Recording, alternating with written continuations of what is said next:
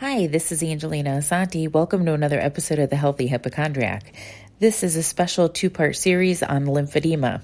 This is a topic that I knew little about before I got lymphedema myself. Fortunately, I've learned a lot in the last 5 years, including a stint at rehab, a machine invented with Nikola Tesla's technology you can use to help you manage your symptoms, supplements, and compression. First of all, I want to talk about what lymphedema is. It's the swelling of tissue caused by fluid that normally drains by being flushed by the lymphatic system. However, if your system is broken like mine is, your body needs help to flush these toxins out. The lymphatic system is like a chain of vessels that look like pearls. They run through your body, and my oncologist removed 17 of them during my cancer surgery. I didn't know that at the time I'd have effects for the rest of my life, or I would have opted for chemo and radiation. Ironically, after my surgery, I had to have chemo and radiation anyway, so it's hard not to be angry knowing I've endured a lifetime disability that could have been totally avoided. Though cancer patients are affected more than anyone, many diabetics suffer from it as well. Now I can spot it by looking at other people. And if you think you may have it, here are some symptoms. Swelling of appendages, feel like your limbs are heavier than normal, tightness in limbs, change in range of motion, fibrosis, that's a change of coloration or thickness of your epidermis. Making matters worse are if you're overweight, older in age, and you have damaged nerves or arthritis. That all exacerbates the problem. Here are some scary problems that can develop from untreated lymphedema. Blistering of your skin, which results in large liquid-filled bumps. Cellulitis, which can be deadly.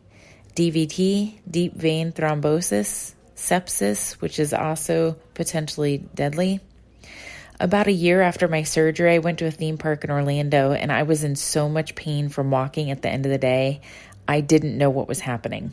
My legs and feet ached so badly they were the size of elephant ankles. In the following weeks, I couldn't sit or stand for more than 2 hours, and I was a fairly young woman in good health. I had no idea what was happening to me. So I went to see my oncologist, and he sent me to a certified lymphedema specialist for rehab. Now, there are a few things they did. MLD, it's called, manual lymphatic drainage. That's a special type of massaging done by specialists. My sister is a licensed massage therapist with a specialty in oncology massage. Make sure you get someone who knows what they're doing, because a regular massage at this point can actually harm a patient suffering with lymphedema. And I'll have my sister on in a few weeks to discuss all things massage. Complete decongestive therapy. So this treatment is done with a specialist, and it involves keeping the patient's skincare moist. You absolutely need to be lathering yourself, unfortunately, with lotions, but you can't have dry skin. That contributes to the problem. The previously mentioned manual lymphatic massage, which they teach you how to do at home. Compression bandaging, that depends on where your lymphedema is. Mine is in my legs. And gentle exercise. So they might have you do like the floor pedaling, not a real cycle that you sit on, just actually the floor part. For people like me who have it in my legs, keeping my feet elevated and above my heart takes the pressure off my heart and keeps the circulation going. Intermittent pneumatic compression. So that's when you see people with the leg pumps and the air goes psh, psh, like in and out. That's inflating and deflating, and it's causing the blood to circulate. I don't use those. I'm going to tell you something about what I use at home that you can get. Now, I do wear compression garments. You need to have these measured by a certified lymphedema specialist. They're going to give you the right amount of mmHg.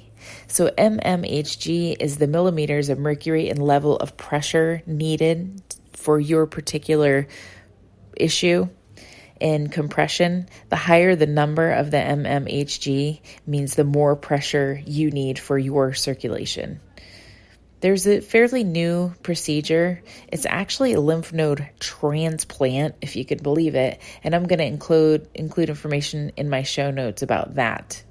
So my grandmother suffered from lymphedema, but she did not have cancer. She had diabetes, and as a result of the diabetes, she had that. She was hospitalized for sepsis because her legs swelled to twice their normal size, and she almost died. She used to complain about how difficult her compression socks were to put on, and I was always in a hurry, too busy to listen and too busy to take the time to understand. Now I understand what she was going through.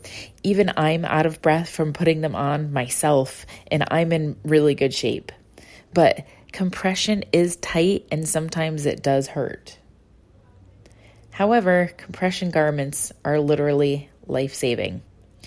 I also found a machine you can use at home to help circulation. It's been a godsend, and my ankles have returned back to their normal size, and I don't struggle with the pain that I used to anymore. I'll be putting that in today's show notes, as well as other information about lymphedema and a story about actress Kathy Bates, I'm your biggest fan, and cancer survivor. She actually testified in front of Congress about America needing more money for lymphedema diagnosis and research. Frankly, we need more people talking about this subject. That's all for this week. Next week, part 2 of the show will include Lisa Diamond, who owns a studio in Naples. Her special exercise studio helps people like me deal with things like lymphedema. Thanks for joining me this week. This has been Angelina Asante.